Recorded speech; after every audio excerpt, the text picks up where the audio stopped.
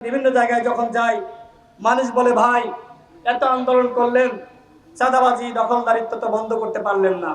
নির্বাচন নিয়ে যদি কেউ ষড়যন্ত্র করে তার দাঁত ভাঙা জবাব দেওয়া হবে এবং একই সাথে রাষ্ট্র সংস্কার গণহত্যার বিচার নিয়ে যদি কেউ তামাশা করে তারও দাঁত ভাঙা জবাব দেওয়া হবে।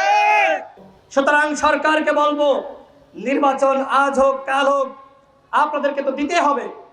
সুতরাং কবে নির্বাচন করতে চান তার একটি স্পষ্ট ডেট, একটি তারিখ ঘোষণা করেন, তাহলে আমরা রাজনৈতিক দলের নেতৃবৃন্দরা আমরা প্রস্তুতি নিতে পারবো।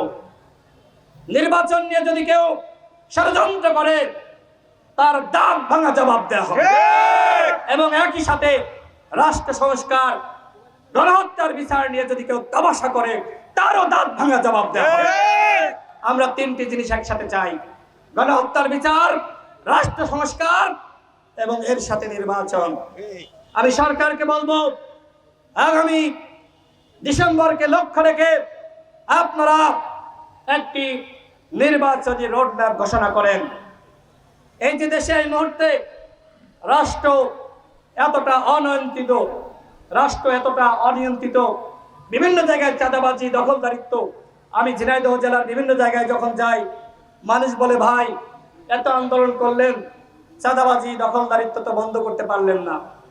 হাট দখল, বাজার দখল, ঘাট দখল, ঘের দখল, কোনো দখলই এখনো পর্যন্ত বন্ধ হয়নি। যারা এই দখল করছে এরা কেউ অভ্যুত্থানের নেতৃত্ব দেয়নি, এরা কেউ রাজপথে ছিল না। আজকে আমরা দেখছি রাজনৈতিক দলগুলোর যারা ত্যাগী কর্মীরা ছিল, বিএনপি, জামাত, গণ অধিকার পরিষদ, তাদের উপরে ছুরি ঘুরিয়ে একদল এখন নতুন ভাবে ওই আওয়ামী লীগের যে জুলুম সেটি ফিরিয়ে আনার চেষ্টা করছে। আমাদের স্পষ্ট বার্তা, যারাই আওয়ামী লীগের জুলুম ফিরিয়ে আনতে চাইবে তাদের পরিণতি আওয়ামী লীগের মতো হবে। সুতরাং যারা নেতা রাজনীতি করেন তাদেরকে বলবো জনগণের কথা, জনগণের প্রত্যাশা, জনগণের আশা ভরসা সেটি নিয়ে ভাবেন।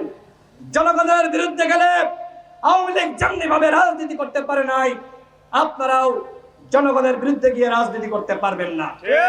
সুতরাং সময় থাকতে ভালো হয়ে যান, জনগণের উপরে নিপীড়ন করা বন্ধ করেন।